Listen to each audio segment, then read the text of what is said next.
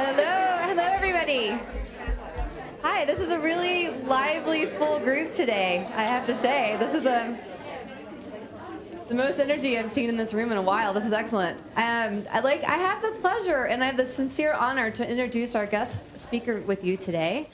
Julio A. Portalatin is the President and Chief Executive Officer of Mercer, which I think we all know is a leading global consulting firm that helps clients around the world advance in health, wealth, and careers for their most vital asset, which is their people. Mr. Portalatin leads more than 20,000 employees who support clients in over 140 countries. How many in Asia? Do you know? Do you have all of them? all of the Mercer employees in Asia. That's good. Under his leadership, Mercer has experienced significant growth through expansion in emerging markets, broadening investments to $125 billion in assets under management, and leading the health and benefits industry in private exchange markets. Vault.com has ranked Mercer the #1 HR consultancy for 8 consecutive years. Employee Benefit Magazine rated Mercer top large group employee benefit firm in 2014. And Forbes magazine ranked the firm as one of the best American employees in 2015. It's no small feat. Before joining Mercer in 2012, Mr. Portalatin spent 20 years at AIG, where he held many global senior positions, including the last role as the president and CEO of Growth Economies. Prior to AIG, he spent 12 years with Allstate Insurance Company in various executive roles in product underwriting, distribution, and marketing.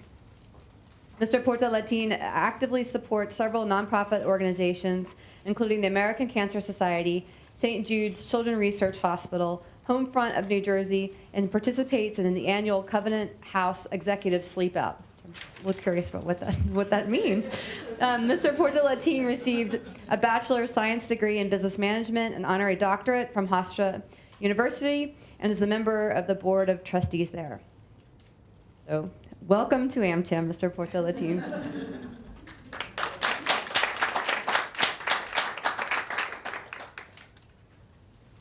Oh, literally standing room only back there. Reminds me a little bit of the World Economic Forum event in which we kicked off this research January of this year. And we had space. We do a breakfast every year at the World Economic Forum. We've been strategic partners with them for 15 years or so. And we usually do a breakfast where we're introducing some new intellectual capital that we've developed through research. And this year's event was on this topic, When Women Thrive. We had room for 100 people to attend the breakfast, and over 200 people showed up. The most attended event we've ever had at the World Economic Forum in our history. So it was quite interesting. And we know what was also interesting, although the percentages will not be matched today, about 40% were men in the crowd. And of course, it was interesting when they showed up and I started speaking as well. So some of you may be thinking, why is he standing up there? Surely they have some executives in their ranks that could perhaps relate to this topic a little bit more personally. Well, first thing, we definitely do have executives in our ranks who could relate and are very passionate about this. In fact, nearly half of the people that report to me as the CEO are female. And so we're very proud of that. We set example. In addition to that, the reason why I'm so passionate about it started about 30 years ago.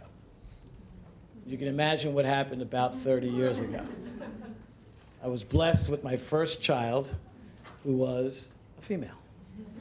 And she was wonderful, and as I was holding her in my arms, I really did say to myself, what can be done to make her next year's a little bit more, let's say, opportunistic than perhaps the previous years have been for females, for girls as they're growing up and need mentors in their lives and need example as they want to make a difference in the world. And then I got reinvigorated again because that same daughter gave me my first granddaughter. And that happened about 15 months ago. Coincides with this research. So there is a correlation, for sure. In any event, no, it's an issue that I've been very passionate about for a long time, and those events just kind of crystallize it for you as things affect you personally in that way and in that manner. And the whole issue of diversity has been, I've always been very intrigued. And now in the United States, I'm considered to be an incredibly diverse CEO, by the way.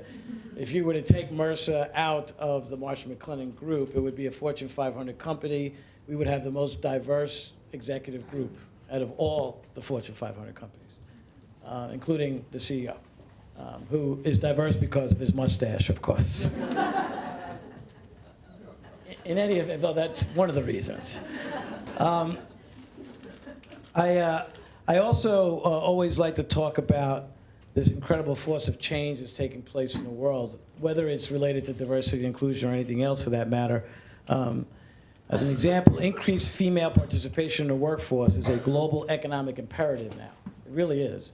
If you, and you know we've made progress when countries like Japan and its leaders are talking about the only way they're going to be able to get out from a consistent spiral of stagnation and deflation is by enlisting and activating the female population into the workforce and having much more influence. And in fact, makes it as one of its top 3 pillars, economic strategies. For a person like myself who's been traveling to Japan for over 25 years, that is an incredible development. It really is. And it really puts this issue on the front burner where it belongs. Yes, it's the right thing to do, it's a nice thing to do, but the reality is that it's an imperative thing to do in our world. Many things really do survive because they become business imperatives. So for whatever the reasons might be, we should embrace it and not challenge it in any way, shape, or form, but accelerate it and use it as a trampoline, as a guide for us to be able to move forward. You know, employers in particular have a very unique role to play here as change drivers on this issue. Unfortunately, conventional diversity policies aren't really having the sufficient impact. You need to do more. Some organizations are demonstrating how much that can be achieved when they're proactive, they're coherent, and evidence-based interventions are backed by true leadership commitment to gender diversity. As a business leader, I very much welcome a new pace on this and all of diversity fronts. You know, diverse opinions, diverse skill sets, diverse backgrounds really do bring better thinking to organizations. We have had example after example over the last few years where we've tried to tackle a new innovative approach to the way we bring solutions to our clients and have discovered that the makeup of the team is the most important aspect of bringing true innovation to new ideas. If, as an example, we're trying to solve, Mercer started over 75 years ago as an actuarial firm for pension liability calculations on retirement programs. That's what we were, that's what we did. We still do a lot of that today.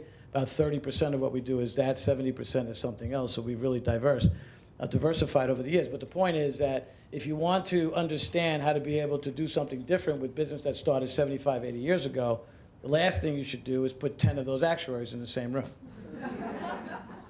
Love actuaries to death, by the way. Could have used the example of anybody else for that matter. But if you put 10 actuaries in a room who have been working on that business for the last 20 years the same way, it's unlikely that you're going to get the type of innovation you want about how you may want to do it differently going forward.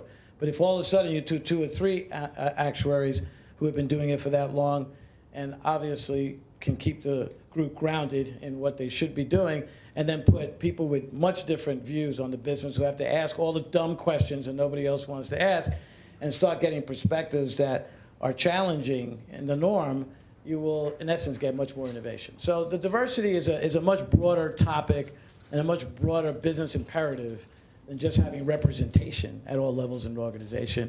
I think that undersells the importance of diversity. It undersells the importance of gender equality. It undersells the importance of pay equality. And thus we really have to say it for what it is. And what it is a business imperative. And I say it again. It's vital to create an environment as leaders so where no one is advantaged or disadvantaged in the way we do our business, because that then breeds the people who really do want to attend those meetings, participate participants, active participants in those meetings, and really contribute to those meetings. So we've made some progress, there's no question about it. I mean, no matter what measurement you want to take, any place in the world, we've made a lot of progress. Despite all of that and the challenges that remain, I'm pretty optimistic that the future will bring more progress to these issues and that we'll continue to drive forward. Talking about challenges, though, we're asking you to join us in driving true change today. So this is not just one of those meetings where you get a chance to hear me and then walk out and do exactly what you did before. I hope it's not one of those meetings.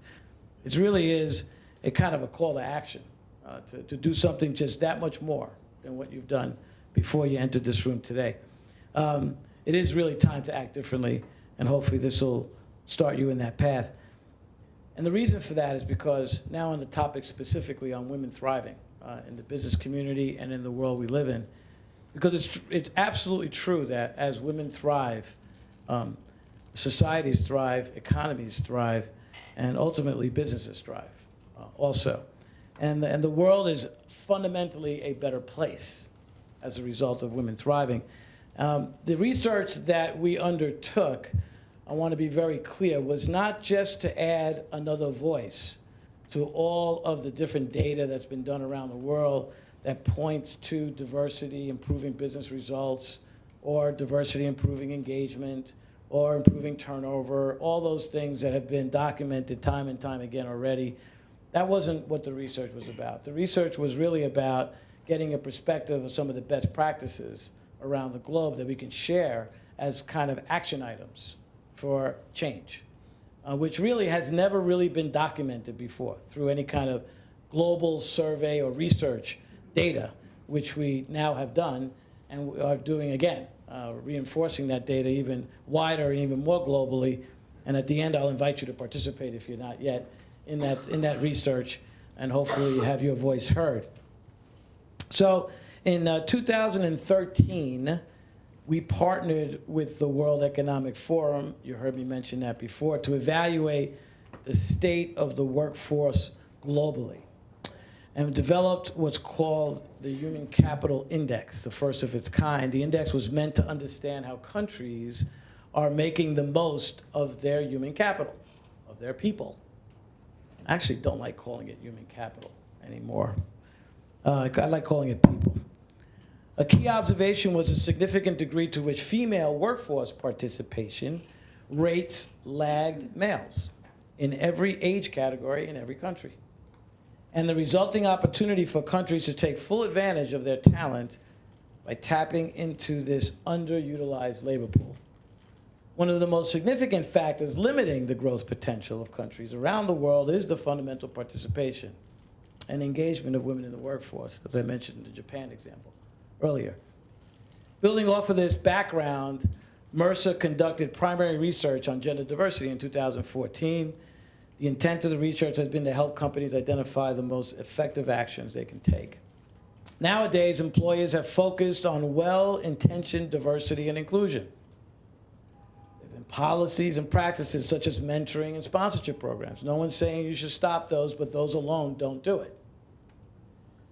Our research confirms, as we suspected, they're not working as well as we would like them to. Progress has just been too slow, and we need to move faster. Therefore, our research was designed, as I mentioned earlier, to explore the connections between an organization's HR processes and its practices and success in building gender diversity.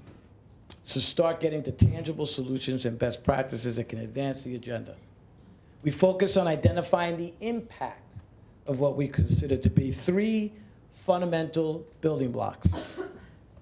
That is health, financial well-being, and talent management.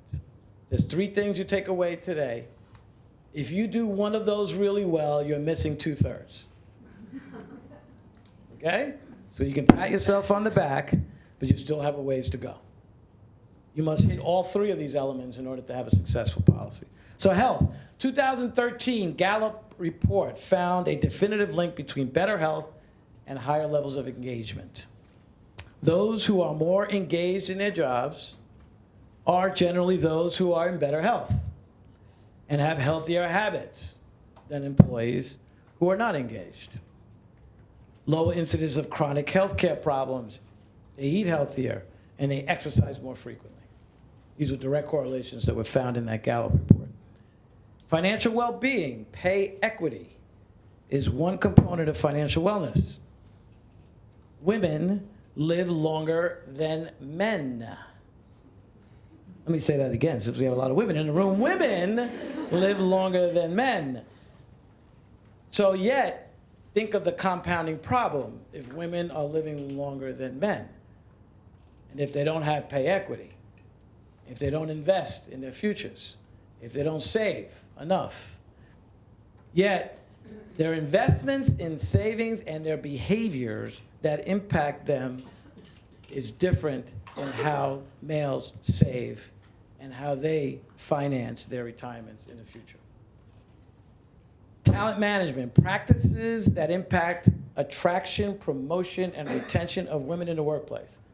Conversely, what these practices actually produce is the unintended consequence of limiting career opportunity, growth, and progression. And we'll talk a little bit about that. So if you're doing that really well, you're missing probably more than 2/3. These 3 building blocks are fundamental to our research. In our survey, we asked companies detailed questions about the policies and practices they have in each one of these areas across these building blocks, and as you can see, sought to link such policies and practices to results. So here we go. We received great interest and a very high response. 178 survey submissions from 164 companies, so each company, one survey. In 28 countries across the globe, we're expanding that with this year's survey. Data was collected from these participating organizations that represent 1.7 million employees across 164 companies, as I mentioned, including 680,000 women. When we undertook the research, our objective was to prove cause and effect. Our priority was to identify the specific levers that companies can pull to drive results. In other words, to empirically link practices to results. We collected data from companies on independent drivers, what they're doing, the potential drivers of success across the holistic set of categories and building blocks. Contextual controls was another category. In what context does the organization are operating and offering those policies, or these policies? This led to specific outcomes, which is focused on an examination of internal labor markets. ILMs broadly cover what happens inside an organization. So it actually takes the organization and puts it under a microscope. As employees move through jobs and as they're rewarded as they take on those jobs. All with the objective of empirically estimating this equation. With the contextual controls in place, we can claim causal effect. So theme 1.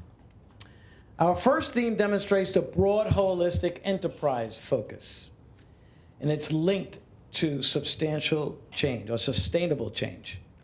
Each organization was asked to respond to these questions at either the beginning of the survey and at the end of the survey on a random basis.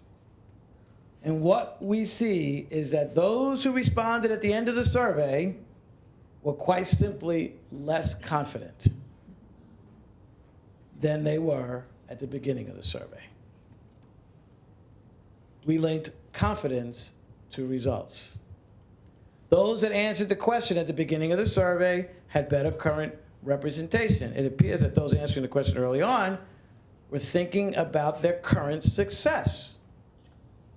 Now, you all know that if you think you're successful, you're unlikely to do more. Now, in contrast, those that answered the question at the end of the survey were less focused on the current state, were thinking more about the future state. When they answered it thinking about the future, they in fact felt less confident on the path forward and of greater future success. Theme 2, accountability is not enough. Leadership needs to be engaged in promoting and managing diversity. In fact, when senior leaders are actively involved and engaged, we see better outcomes. It's really that simple. Both current representation and better future trajectory. Those organizations that haven't achieved a level of engagement should focus on how to do it. For some executives, it might take the hard data for them to see in their own environments that they can achieve desired results and how they can do it.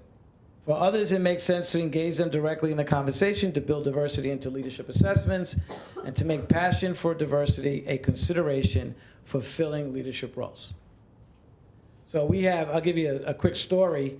I mentioned earlier that nearly 50% of my direct executive reports are female. It wasn't that way when I first came into the company, by the way. I'll give you one example. You got to have leadership commitment at the end of the day, or else these type of things don't happen. So we had a chief marketing officer position open that was going to report directly to me. And I had gone out of my way to make sure we had a diverse slate of candidates to be presented to me. And we picked a recruiter that actually said that they had a diverse slate to be able to present. And the first 5 candidates we got were white males. And I called them up and I said, I'm not sure that our definition of diversity is the same. By the way, if it would have been 5 women, I would have said the same thing. I was looking for a diverse slate, looking for the best candidate from a diverse slate. So I sent them back to the drawing board and said, I want to see a diverse slate. Came back, the next 7 candidates, 5 were white males, 2 were females. So now we have 12 candidates, 2 females. All right? I said I wanted a more diverse slate. Now, by the way, this took longer than I wanted it to take. All right? So you have to understand that patience is part of this too. But I'm happy to say that even though it took longer, we ended up picking the best qualified candidate for that job, who happened to be female. Her name is Michelle Bottomley, and she today is our Chief Marketing and Sales Officer for the Globe, and she is terrific. It's the best thing I can say, much better than any other candidate I saw. So sometimes you really do have to put I'm not saying to hire people for hiring them, and then if you hire the wrong people, it hurts the cause and hurts our ability to really bring that type of strength to your team. But you certainly do have to at least go the harder route. Don't take the easy way out. The easy way out would have been that recruiter going through their Rolodex or through all of their previous contacts, which of course by default was going to look like the populace looks like today. All right? So you really have to work hard at it. And that means senior leadership is very important here. And you have to engage senior leadership in a way that gets them passionate about it. And it's not always easy, by the way, not always easy. So theme 3. Active management of policies and programs is required to avoid unintended career penalties or consequences. I mentioned that earlier. In other words, in addition to having good policies and good programs aimed at supporting women, it is imperative that organizations walk the talk of the programs to drive an integrated strategy. One aspect of active management is proactively seeking out inequalities. So a couple of years ago, when I was looking at a set of merit increases that we were doing inside the organization, I asked for it to be presented in a much different way than it had been presented before. It allowed me to see by job grade what the representation first was of the diverse slate that I was looking for, and what was the average merit increase in each one of those buckets that I was looking at. And I must tell you, I was new to the company, so I wasn't surprised, really. But the people that had been around for a long time were very surprised, because we've never looked at it that way. Now, by the way, we're an HR consultancy company, in case you haven't figured it out yet, which sometimes has trouble applying the same types of great intellectual capital that we ask our clients to apply. Because those kind of things we do with our clients all the time right away. We just weren't doing it and applying it in our shop. But it really did mean that there was some inequities that had to be taken care of. In pay, sometimes benefits were being offered and not offered, et cetera. And I'm glad to say that we've made great progress towards that end since then. But you can't do it unless you figure out what you got today, and how important is it to you. And things of that nature are very important. And walking the talk and providing the resources, the training, installing annual processes to ensure success and driving real change. So it is time to formalize these programs and manage them as part of an integrated strategy to drive diversity. By the way, one of the things that came out was that, which is in our fourth theme, shows that non-traditional solutions do drive future success. So the charts on the left shows it is uncommon for organizations to offer customized, segmented solutions to meet the needs of a specific workforce group. Our data backed up the importance of innovating in these areas to support women. In fact, we see that organizations offering such programs really benefit. So there's a potential to think creatively about the needs of women as distinct from the needs of men, particularly with regard to retirement and health programs. And in doing so, to accelerate the female representation in the workforce. Last time I checked, by the way, and I found this out when I was with AIG. I think my bio mentioned I was with AIG for 20 years. And there was a portion of that time when I was the international global head for what they call the accident, health, and employee benefits business. And it was a big business, $14 billion across many, many countries. Very big business. And we introduced a new product, and it was a cancer product, all right? And before, we had a cancer product that was pretty much general for everybody. Right? And then we decided one day that perhaps we should offer a cancer product that's specific to females and call it women cancer products. Well, I can't tell you how much that changing of the marketing cover and then actually limiting coverage, because the other one was so broad, you really can only limit it to those types of cancers, of course, that are more prone to be in the female population. And the marketing idea took off. Sold product after product, couldn't keep them stacked on the shelves. That's how fast we were selling product. And basically, it gave me my first real lesson in segmenting product coverages to different target groups. And this lesson, by the way, talks to the same thing. It basically says that general benefits are that, general benefits. There are different needs for our female population, just as there are different needs for men population. By the way, that same product was also introduced for men cancers and also did very well. Okay? So segmenting to the need is an important aspect, whether it's external marketing or internal marketing, and internal meeting those needs for those populations that are important to you. So our research validates that companies that recognize and value those differences between women and men benefit. Our survey asked respondents to evaluate female and male managers against specific skills and experiences. And we saw some differences in the aggregate. Specifically, women excel in team management and leadership, in flexibility and adaptability to change or hardship. I don't know about you, but I found out that women do much better multitasking than I will ever do. So, and in a teamwork also environment and cooperation. We are not saying that women should be channeled into these roles that require such skills or focus on developing such skills. What we are saying is that if women have such skills and want to use them, then this can drive significant value for business results and companies. What we see is that companies that embrace the different strengths of women and men are better positioned to succeed. The research supports that. So what is the implication then for employers, who I mentioned earlier in my speech were an important element to advance these issues? A, recognize the opportunity. It's that simple, a starting point. B, base your gender strategy and priorities on robust workforce analytics. Every company has a different ecosystem. Align your diversity strategy with your talent strategy. At Mercer, it's diversity and talent, not diversity on one side and talent. Why? It forces every talent conversation to have diversity included. Because we believe it's a business advantage. And I don't know about you guys, but as CEO, I got to look for every competitive advantage I can possibly get.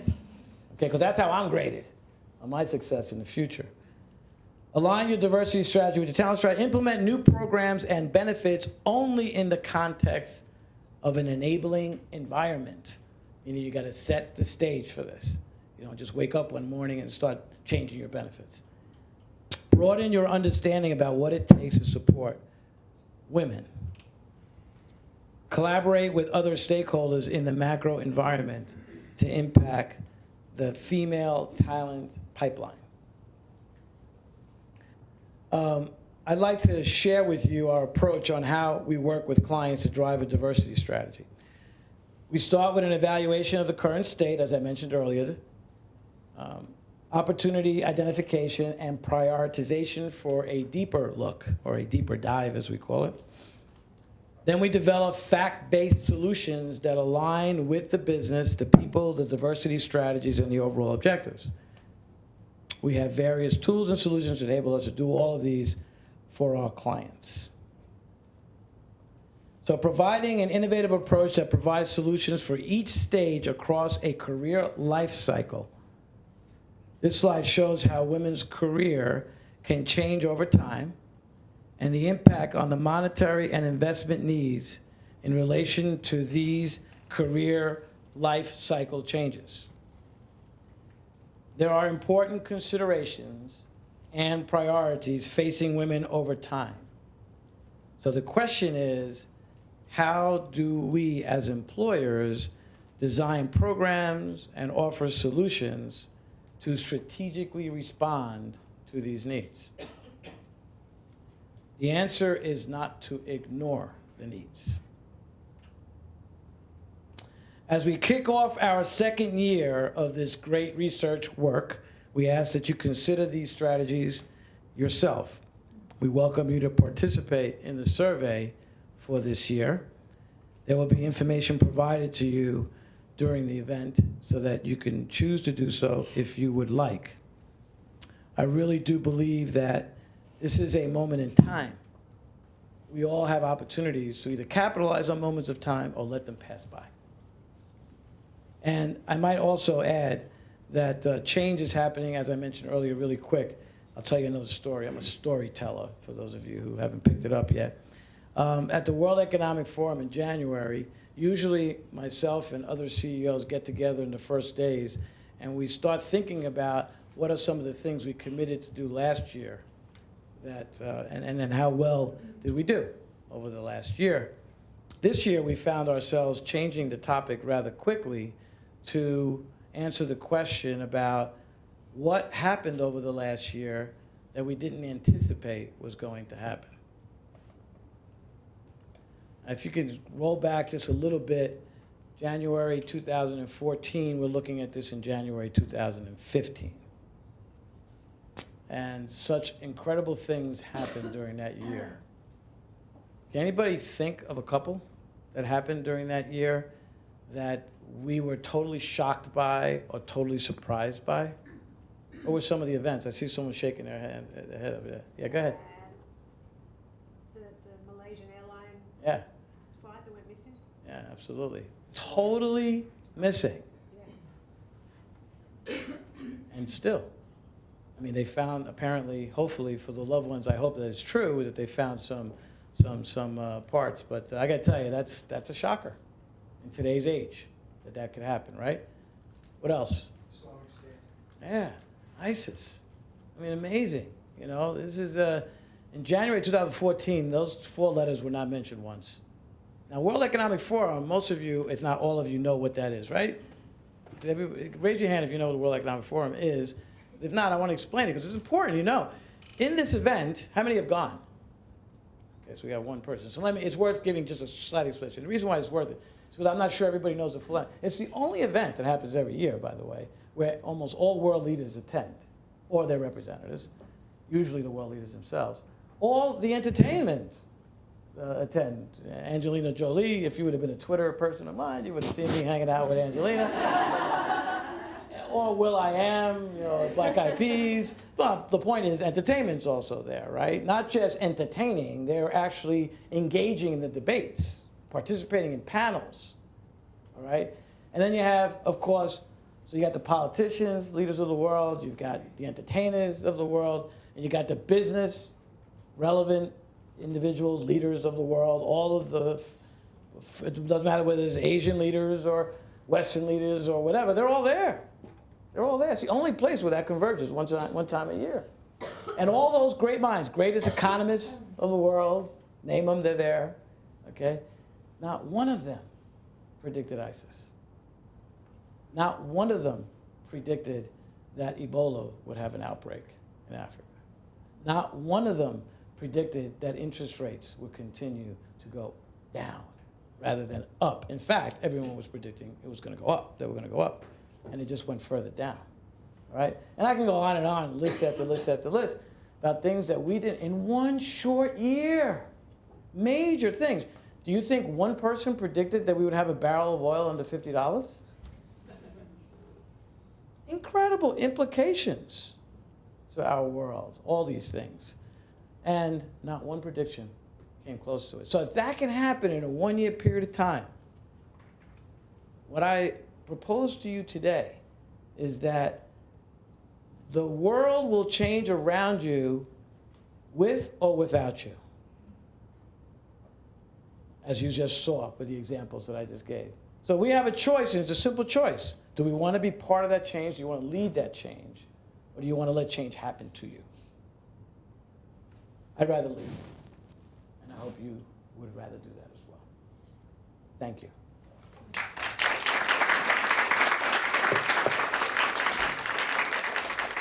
So I'm going to take some questions now. There are other people from Mercer here, too, who might be more able to answer these questions than I would be.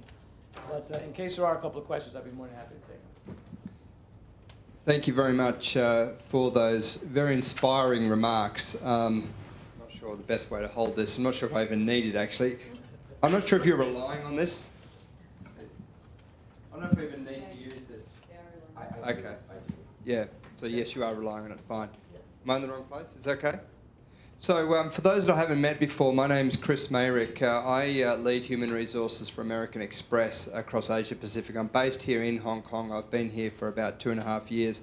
I see many familiar faces as I look around the crowd today, which is great to see such a turnout. Thank you all for coming, as Jen said earlier. Mr. Portalatin, I hope I got that right, with all the coaching that we've had. As I said, very, very inspiring. I was really thrilled to be able to co-host this event. My formal or informal role with AmCham, hence the yellow tag, is I co-chair the Human Resources Committee as well. So I've actually spent the whole day here practically today. We've had a couple of different events and meetings here.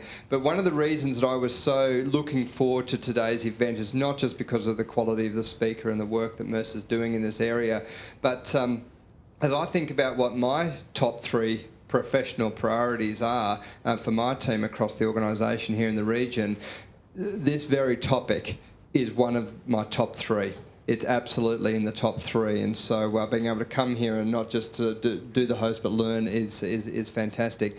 I've also got the story. It doesn't go back quite 30 years as yours does, but I've also got the story, which I was actually thinking about my remarks though, and I was thinking I'm not sure if I'm going to use it because I think in some ways it downplays the opportunity, it downplays the significance and feels a little bit trite. But I've got a young daughter. She's 7 years old, and about 3-4 weeks ago we were talking about what activities she was going to do for the coming school year, after school activities. And we had this long conversation that she really wanted to be in the Dragons, which is the soccer team.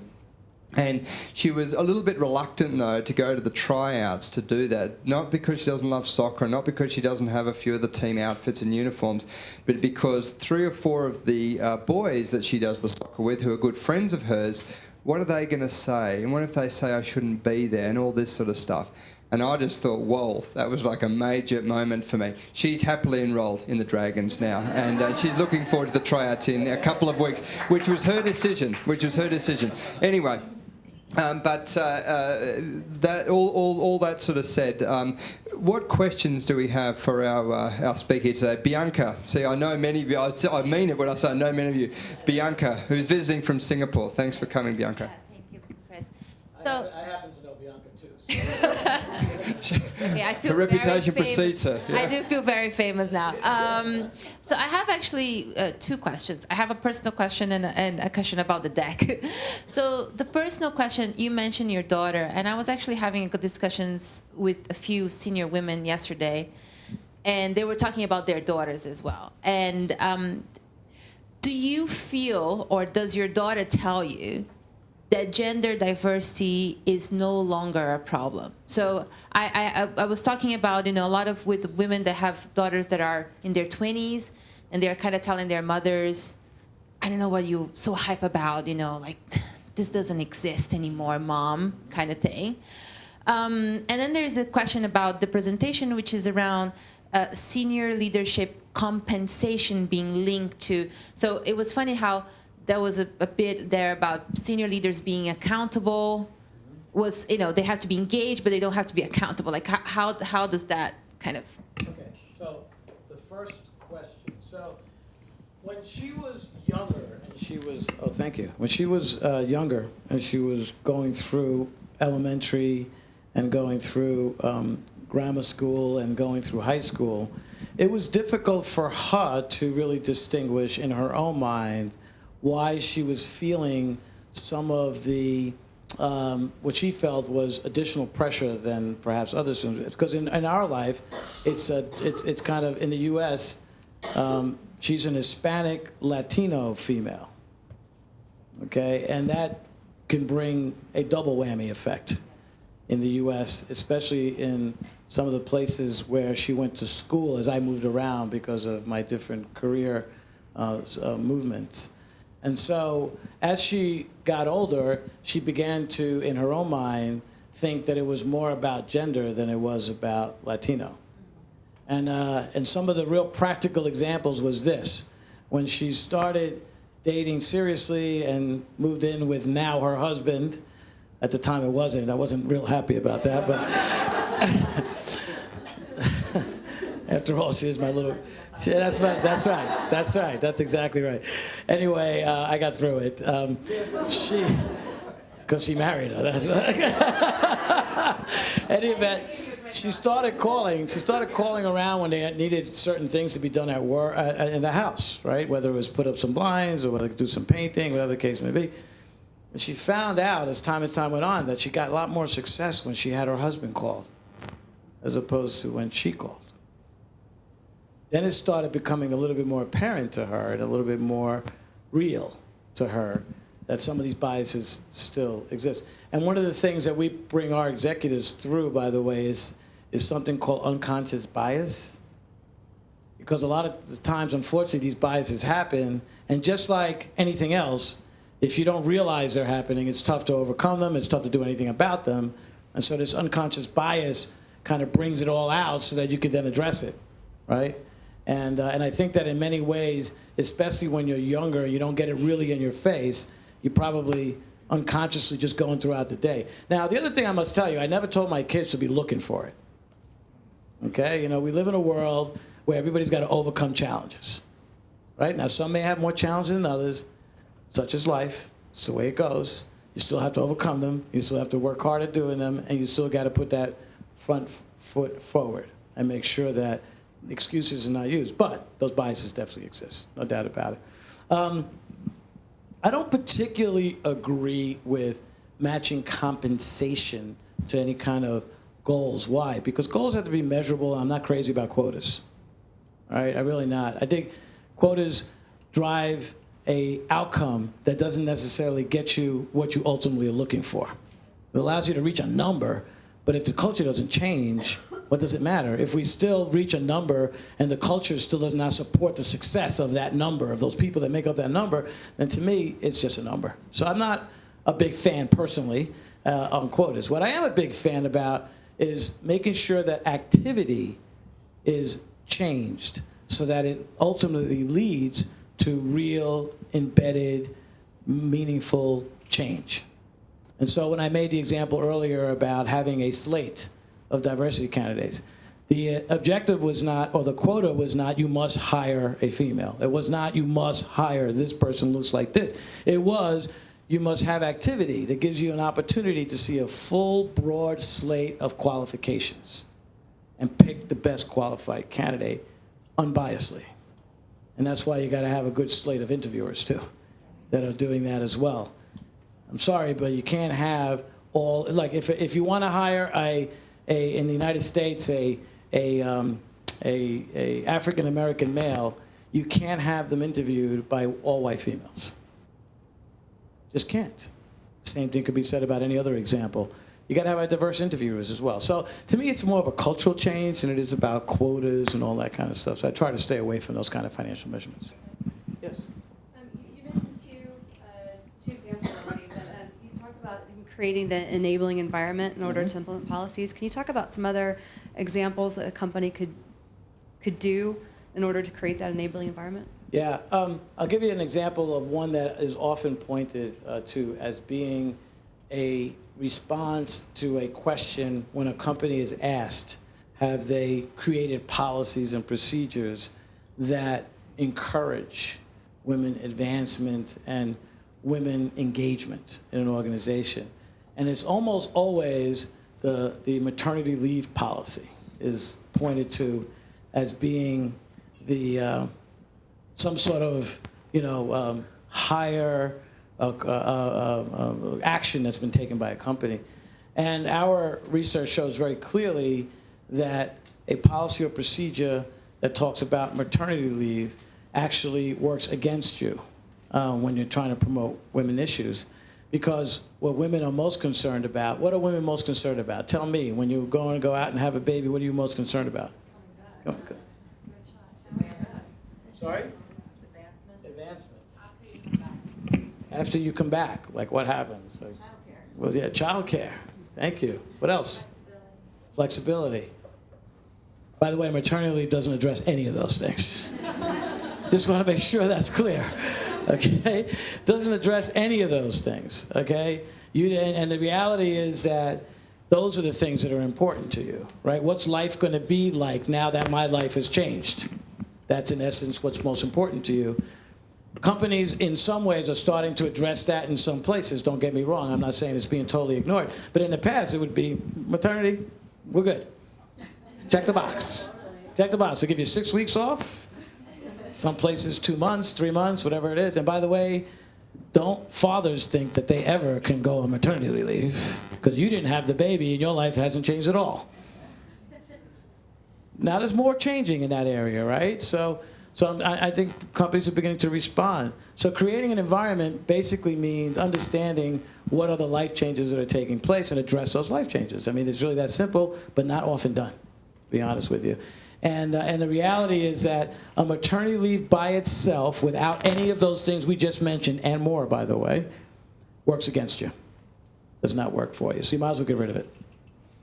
Thank you. I'm only kidding about that, by the way. Let's not get so radical, please. I wouldn't mind hearing the perspective right here of a gentleman. Yeah, and I was just going to ask if you could please state your name and which organisation you're here representing as well. Thank you. I feel so privileged to have this mic because I'm a male. Thank you very much. It does benefit being a minority at the end of the day. Hi, I'm Ronnie from Philip Morris. I've got one question in that in the Asian context, right? I'm glad that we're talking about gender diversity, but what is really lacking in the Asian context is equal pay between males and females, because this situation is not going to get better. In fact, it's been projected that over the next 10 years, this gap is going to be worse to the disadvantage of women.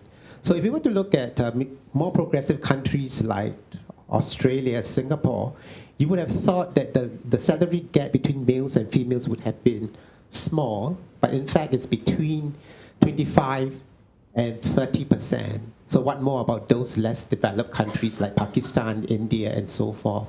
So I think for those of us who are sitting in Asia, championing for diversity inclusion, looking at gender diversity, we have got to start actively looking at the basics, and that's equal salary between males and females. I did a quick survey among the D&I professionals in Asia Pacific, and in fact, many of us are not actively looking at it independently, sitting in Asia. So I just want your reaction on that. Yeah, thank you.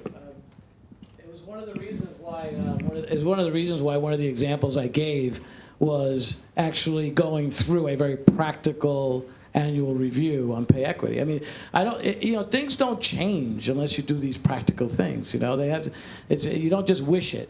You know, if a CEO gets up in front of 20,000 employees and basically says, I am declaring that we must have pay equity in the company, and then nothing changes, no action, no practical action takes place, no behavior change happens, then, it's just a lot of nothing that's really happening. So I can only encourage you, and that's why I said this is a kind of a call to action. I mean, you're all in here, you're all influential in your companies in some way, shape, or form.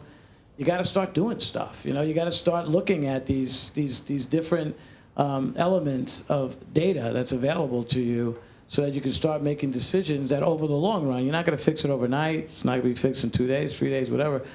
But it's got to start with people like us, like people in this room. It has to start there and setting the example. Now, I might also add that it helps when there's a lot of data around that shows you how productivity in your organization can be greatly improved by having some of the elements of what we talked about today, including pay equity, by the way. And Abe in Japan doesn't just talk about this because it's a nice thing to do, or because he has a sister that's been bugging him, or he's got a daughter that's been coming to dinner and complaining about it. I mean, the reality is that he really sees this as an economic lift for the organization, for the country, something that they haven't experienced in quite some time. And let me tell you, there's lots of data on this now. 10 years ago, there wasn't as much data.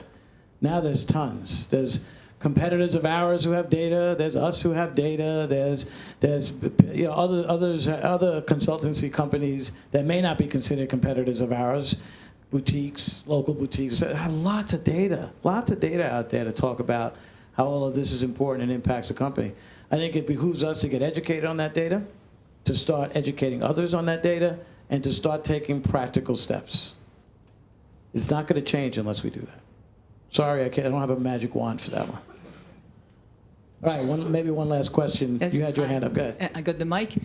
My name is Karin Hearn. I co-founded an asset management firm in Sweden, and now based in Hong Kong. And Sweden is a country where we are quite fortunate. Yep. We do no longer use the word maternity leave. It's called parental leave. Right. And by the way, when men come back to work, we have the same issues about how to integrate them back, except that they usually have become much more efficient, because they've had to deal with multitasking of doing a lot of stuff with small kids, which is great.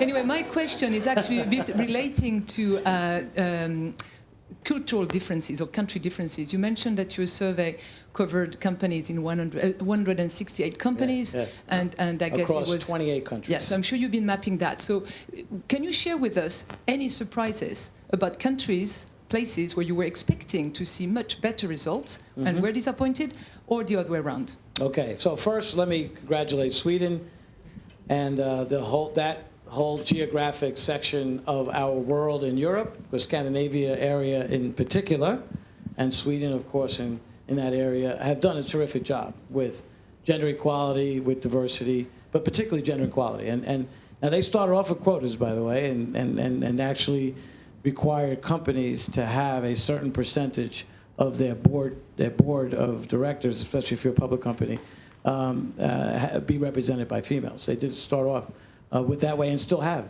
quotas to some extent in some of the places there.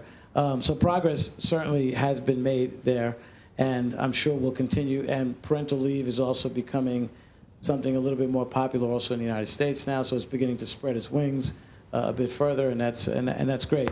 The diversity of the findings that we found from one part of the world to the other. The findings in Asia in particular still have to be validated as credible because we didn't get a lot of responses from Asia, and that's why I only talked a little bit about that. Don't really see it. Hopefully this survey we will. We'll get much more from Asia. So I can't talk to Asia, unfortunately, except for saying that what we did get mirrored a lot of the things I said today. So it didn't show any variance. I will say that we were surprised by some of the Latin America results, to be honest with you. There's some countries in Latin America where we thought we were starting to see progress, but there really is a long way to go there relative to other regions in the world, because we got credible data from there, so we can talk to it. Europe in general is leading the pack, including what you just mentioned right now. The U.S. is somewhere in the middle. All right. For example, even in our own shop, the UK, we have a separate legal entity in the UK for Mercer. And I believe somewhere around 40% of our board of directors now are females. And that certainly is not represented yet at our board in the U.S., although, again, the executive team, yes. So there are some minor differences, but I got to tell you, it's mostly about the scale that's still necessary to overcome, but doesn't change the categories. Categories are pretty much consistent in just about every place. It's just a matter of where are you on the maturity curve, you know, in terms of achieving what needs to be achieved. Okay, listen, I've really enjoyed myself today. Thank you for your attention. It's obviously a topic that you guys are pretty interested in too. Let's take action. We could all make a difference. So let's do something tomorrow a little bit differently than we did yesterday. Thank you.